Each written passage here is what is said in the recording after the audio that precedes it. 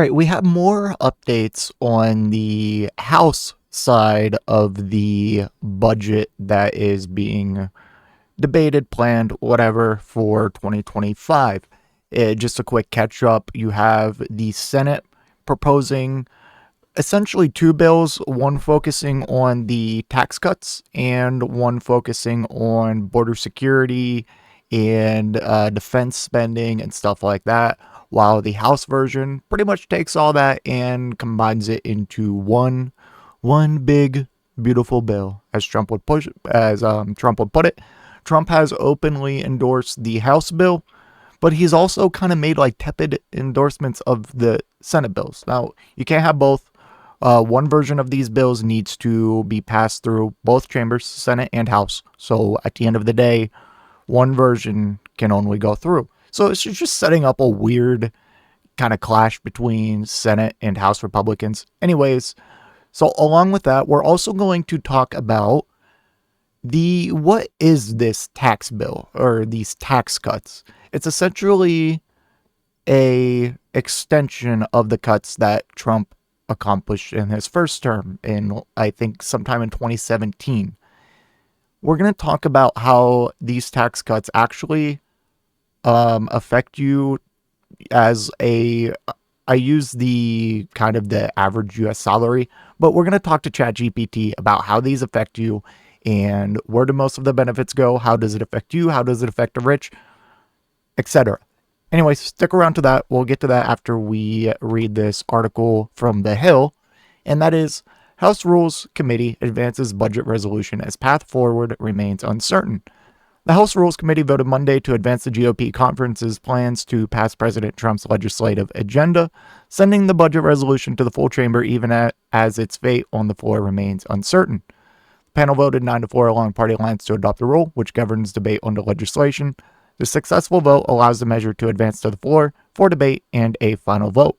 It remains unclear, however, when the full chamber will weigh in on the legislation, with a number of Republicans across the political spectrum, including moderates and deficit hawks, withholding their support from the measure. Asked on Monday night if the chamber would vote on the legislation Tuesday, which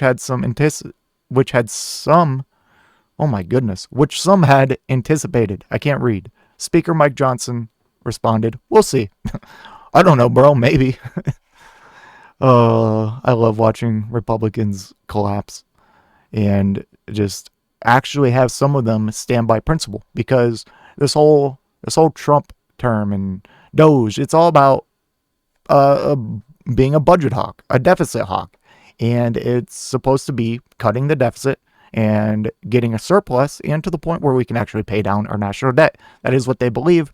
And as we're reading here, it seems like a lot of Republicans have some issues with that, because what this bill is, it's a giant tax cut, and it's going to add trillions to the debt and deficit. In the legislation, both versions of the legislation, there is an increase to the national debt ceiling.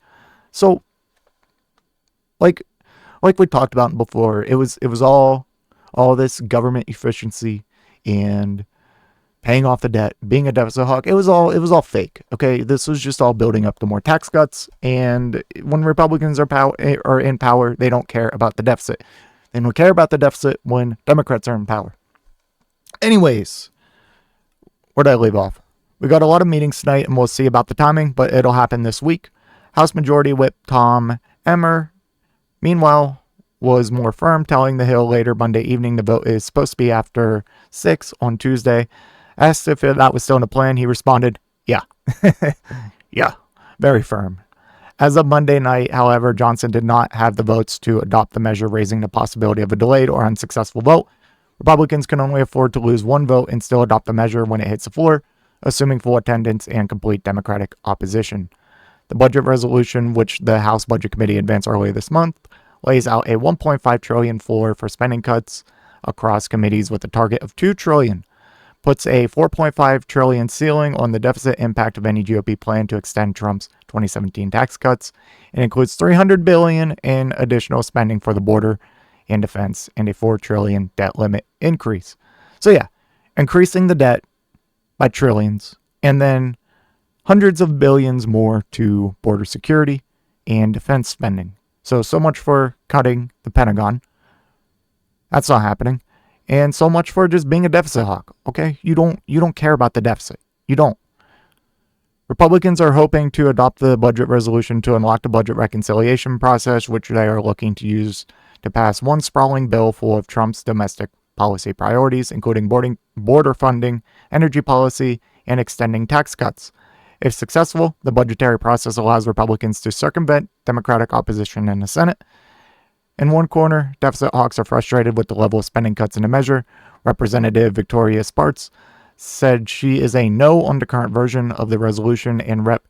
Tim Burchett told reporters he felt the same way, though Burchett said he could flip his stance if he receives assurances that the conference will slash federal spending in the future. Representative Thomas Massie, meanwhile, wrote on X on Monday, if the Republican budget passes, the deficit gets worse, not better, signaling that he was opposed to the legislation. And Rep. Chip Roy of Texas, who voted to advance the resolution out of the Budget Committee earlier this month, wrote on X Sunday that he was open to supporting the budget resolution going forward, but signaled he may have some qualms. I supported it in the committee and am open to supporting it going forward as a framework to see how much Republicans are willing to finally deliver. But statements by some of my colleagues, House and Senate, leave that in doubt, Roy wrote. Meanwhile, on the other end of the political spectrum are a growing number of moderate Republicans, including some swing district lawmakers concerned about potential cuts to Medicaid. The package directs the Energy and Commerce Committee, which has jurisdiction over Medicaid, to find at least $880 billion in cuts. That's insane. That is insane. Medicaid. They want to cut it by $880 billion. Wow. A figure that many lawmakers believe is only feasible with significant slashes made to the social safety net program. No kidding. The notion, however, is prompting worries among moderates. I want to make sure we get to the point where we protect the most vulnerable covered right now, specifically Medicaid, and there are other issues in there that we need to address as well. Representative Juan Sisacomini, I don't know how to pronounce that, who represents a purple district, told reporters, we're having more meetings, so this is helping, and that's what I told the speaker right now. He added, all these conversations are helping us get to a place where we want to be obviously supportive of what the president wants, and we as a conference ran on, and we won, and we want to make sure that we're fiscally responsible. We do not appropriate things, root out waste, the abuse, and fraud in many cases while protecting the most vulnerable. You can't have both, because we already went over in Social Security. The total amount of fraud that actually exists in Social Security is less than 1%. If you think you can get exactly 0% cases of fraud, then that's crazy. In such a big system, less than 1% is more than fantastic. And I'm sure a lot of businesses and companies would want to have in like 1%, below 1% in waste and fraud and whatever. Anyways, let's get to what are these tax cuts and what do they mean for the average earner in the United States? So I prompted ChatGPT, very simple question. Can you explain how the Trump tax cuts affected me / how the extension could impact me? Assume I make $66,000 a year. I just looked up the average salary. That's what it is. So we'll go based on that. So the Tax Cuts and Jobs Act, TCJA, of 2017 introduced several changes that have impacted taxpayers across various income levels. For an individual earning $66,000 annually, the TCJA's modifications to tax brackets and rates have been particularly relevant. Impact of I'm just going to say Trump tax cuts. I don't know why, but TCJA just does not feel good on the tongue. Say it out loud with me. TCJA. It's hard to say. Maybe I'm just stupid. Anyways, tax bracket adjustments prior to the Trump tax cuts, an income of $66,000 would have fallen into the 25% federal tax bracket for single filers. The tax cuts restructured the tax brackets, placing this income within the 22% bracket. This change resulted in a lower marginal tax rate for individuals in this income range. Standard deduction increase. The Trump tax cuts nearly doubled the standard deduction, reducing taxable income for those who opt not to itemize deductions. This increase has provided additional tax relief to many middle income earners. potential impacts of the Trump tax cuts expiration. So yeah, the main thing about these, it's not a new tax cut they're proposing in Congress right now. It's basically an extension to the current ones. They did this funny thing where they made them expire in about 8 years, so it would conveniently go up when Trump is. They assumed he was going to win 2 terms back to back, and they assumed they would be expiring when he left office. Well, things got a little bit different, and now they could expire when he is in office, and that would look terrible for him. So, many provisions, so including the tax rate adjustments and the increased standard deduction, are set to expire at the end of 2025. If these provisions are not extended, the following changes could affect your tax situation. The reversion to previous tax rates, the 22% tax rate could revert to the pre-tax cut rate of 25%, leading to a higher marginal tax rate on your income. Reduction of standard deduction, the standard deduction would decrease, increasing the portion of your income subject to taxation.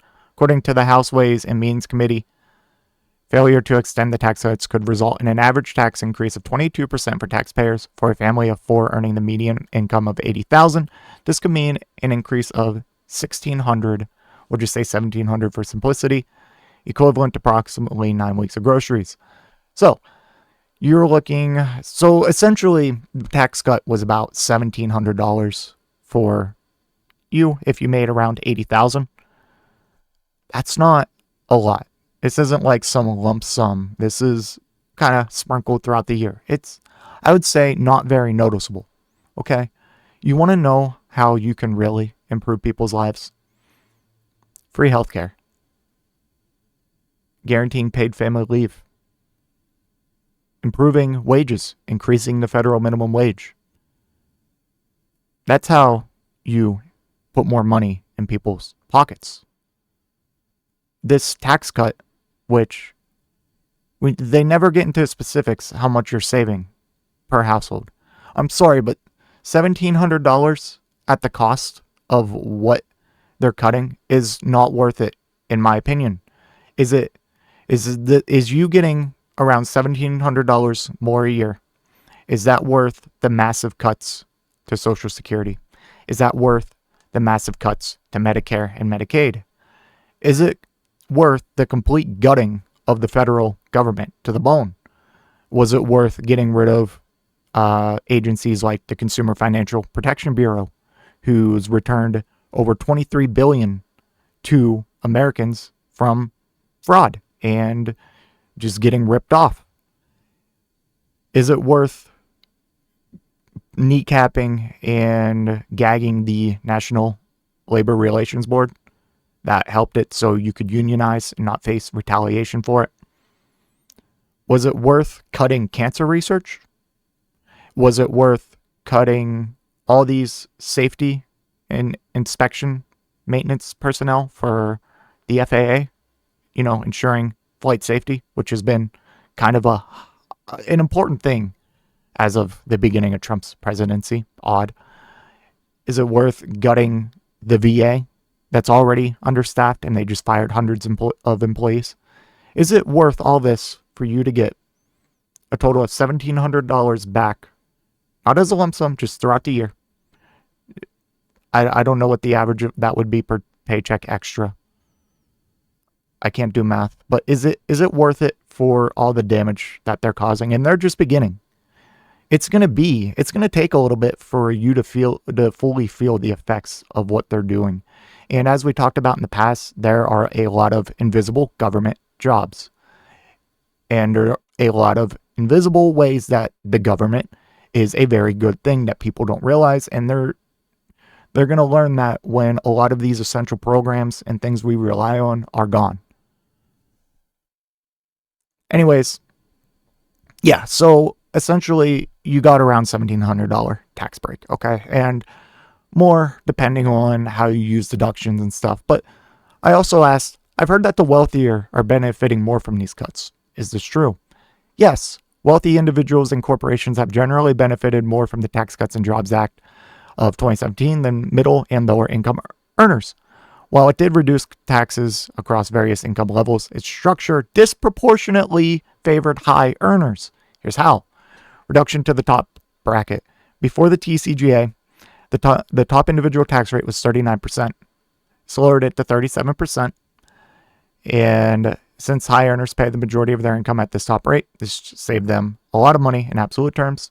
Increased standard deduction versus elimination of personal exemptions. The tax cuts doubled the standard deductions, which benefited middle class taxpayers who don't itemize. However, it also eliminated personal exemptions, making the change less beneficial for larger families in the middle class. While the individuals who typically itemize their deductions, mortgage interest, charitable contributions, state and local taxes, benefited more from lower tax rates than a higher standard deduction. Here's where it gets really juicy. Corporate tax cuts. The only things that were permanent in this entire tax bill. The corporate tax rate was permanently slashed from 35% to 21%, significantly benefiting large business and shareholders. I wonder why that was a permanent and such a big slash. I wonder why. Many high earners derive much of their wealth from capital gains, stock holdings, and business income, meaning they benefited more than wage earners.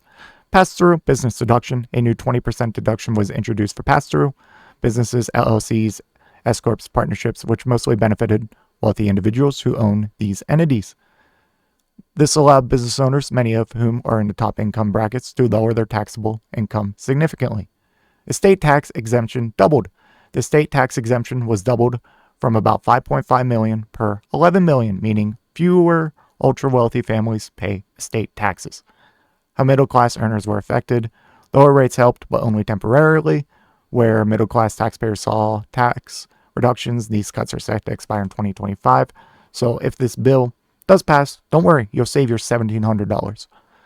Less benefits from deductions. The cap on state and local tax deductions at $10,000 hurt some middle-class and upper middle-class taxpayers in high-tax states, New York, California, New Jersey. Wages didn't significantly increase. Supporters of the tax cuts argued that corporate tax cuts would trickle down to workers through higher wages. However, research suggests that most of the benefits went to corporate stock buybacks and dividends, benefiting shareholders more than workers. So yeah, it didn't trickle down. Wages didn't increase. Wow, who would have thought? Who would have thought? Will the expiration of the TCJA hurt the wealthy more? If the tax cuts expire in 2025, the top tax rate will rise back to 39.6, which would impact wealthier individuals more. However, corporate tax cuts were made permanent, meaning businesses and their wealthy owners will continue benefiting.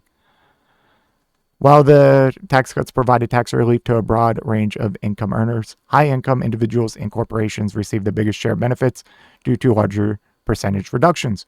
Corporate tax breaks and estate tax changes. Middle-class benefits were more modest and temporary, making the upcoming 2025 expiration an important issue for tax policy discussions.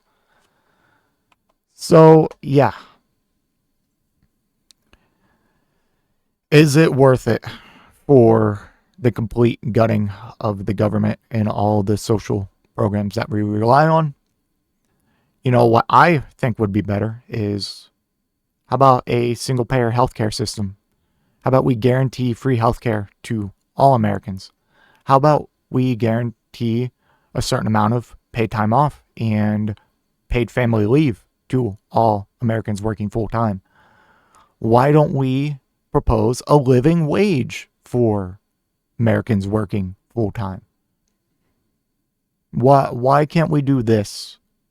It's because that helps the middle class too much, and there's no way they can make that help their bottom line. And we can see where most of these benefits went to, and that went to the top earners, not the low income, not the middle class. So yeah, is